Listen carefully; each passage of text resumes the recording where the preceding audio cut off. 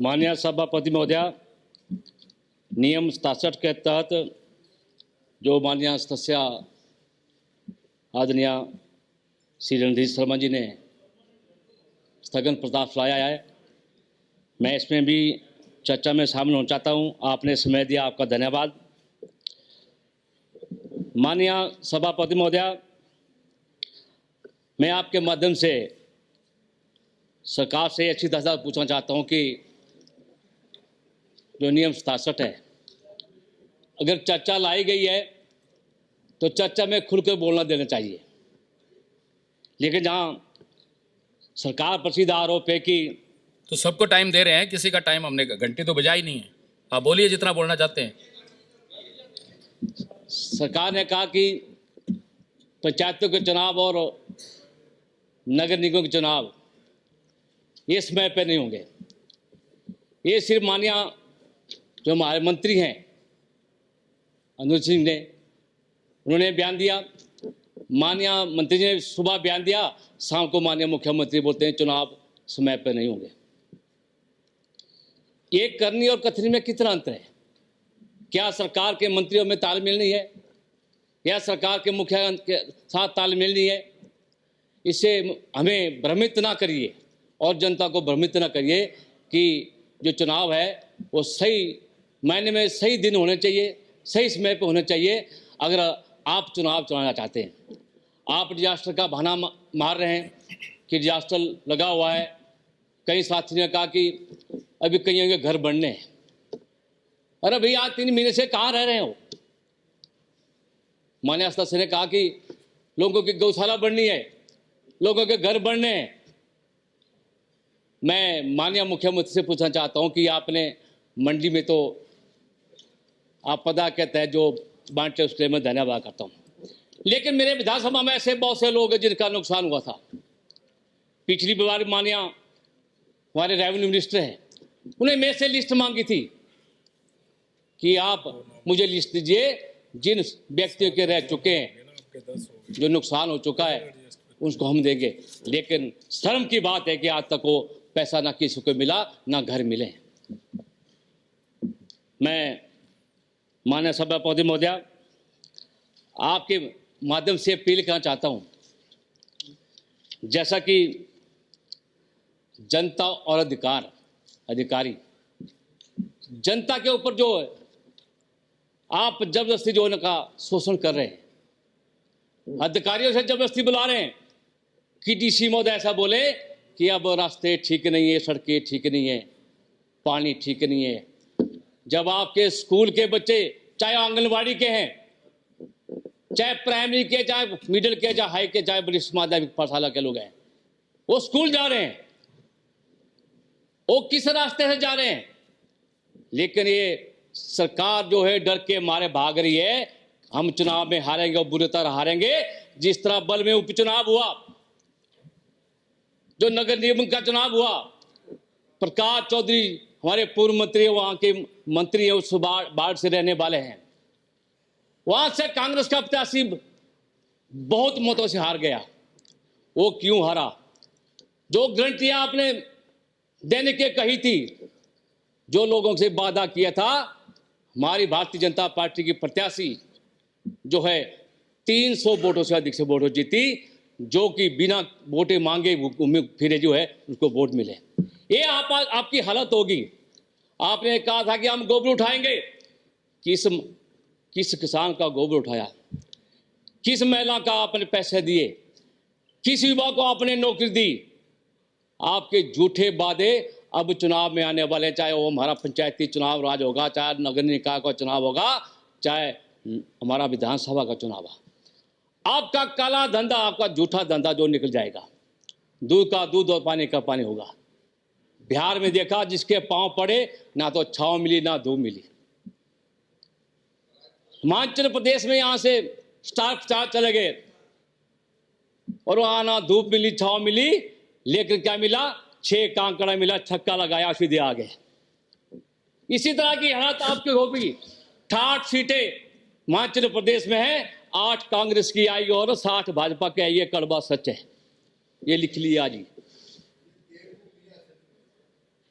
इस देश देवभूमि से आपने जो है अभद्र व्यवहार किया है।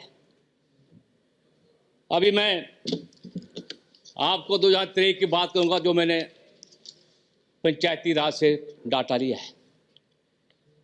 जिस पंचायत में 200 घर हैं, 185 डंगे लगा दिए।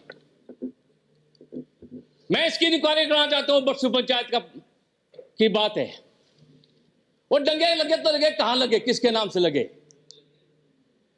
200 घर, 185 डंगे, बरसू पंचायत है।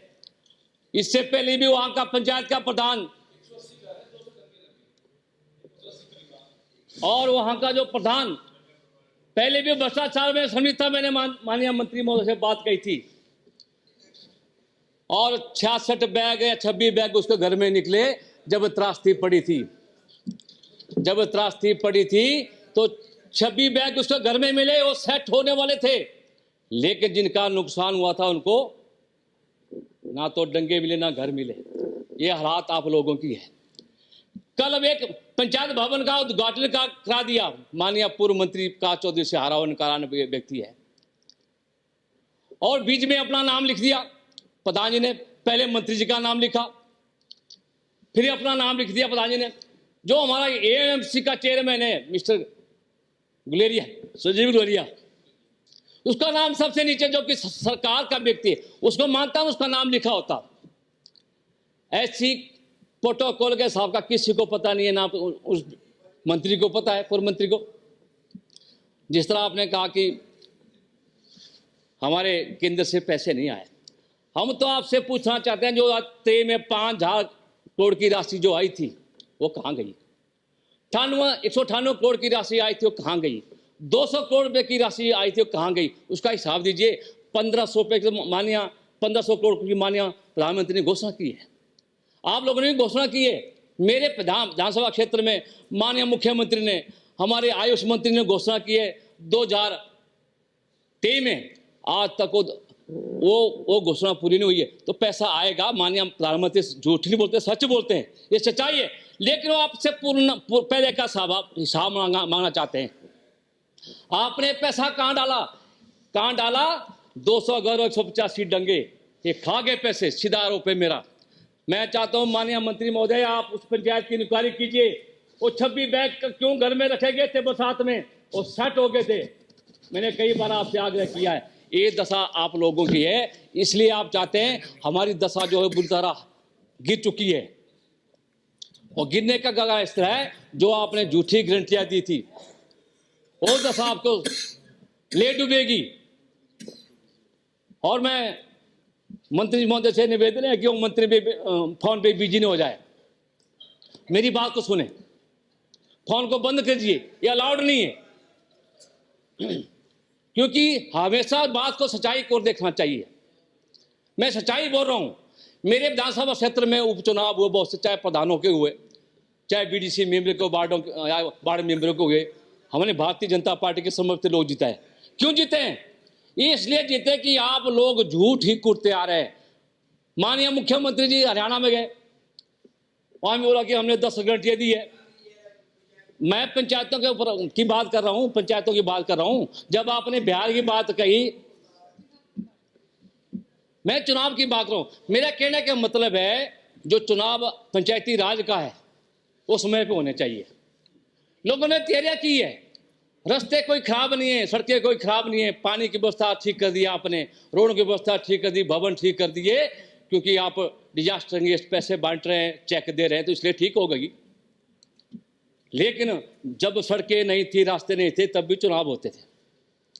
तो माननीय मंत्री महोदय, आपका कथन ठीक है, आप बोलते हैं समय पे चुनाव होंगे, लेकिन मुख्यमंत्री बोलते हैं चुनाव ठहर कर होंगे। तो इसलिए आप आपस में जो बातचीत कर लें और आपस में जो अंडरस्टैंडिंग बना लें, ताकि जनता को गुमराह ना करें।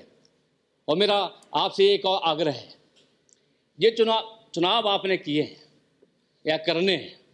हमने 2022 से पहले 20 से पहले जो है बहुत पंचायतें बनाई थी, बहुत सी पंचायतें बनाई थी। 406 पंचायतें बनाई थी माननीय जयराम ठाकुर ने। आपने रट लगाई कि हमने नई पंचायतों का गठन करना, परिश्रम करना है। हमने भी प्रस्ताव दिए।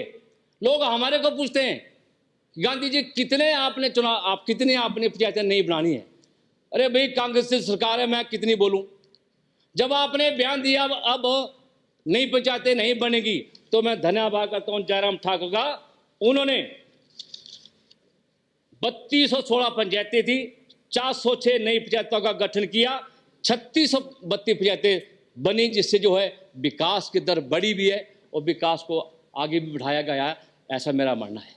तो मेरा आपसे निवेदन है, जो हमने कहा था कि आपने भी कहा था कि हम नई पंचायतें बना रहे हैं, हमने प्रस्ताव दिए हैं, बहुत से प्रस्ताव दिए हैं और आपके कहने पे दिए, सरकार के कहने पे दिए हैं, लेकिन अब लोगों को ठगने के बजाय आप उनको पंचायतों बनाइए, अन्यथा आप, मैंने कहा आपको लोग पंचायतों में घुसने नहीं देंगे। जिस तरह की आपकी गारंटियाँ और जो आपने घोषणा की है, तो मैं इन्हीं शब्दों के साथ मैं आपसे निवेदन करता हूं, जो पंचायती चुनाव जो समयबद्ध हो और समय पर होंगे तो अच्छा रिजल्ट रहेगा। हो सकता है आपको फायदा हो, हमें फायदा हो, लेकिन चुनाव जो है समय पर होना चाहिए, ये मेरा आग्रह है। धन्यवाद आपका, आपने समय दिया, बहुत बहुत शुक्रिया।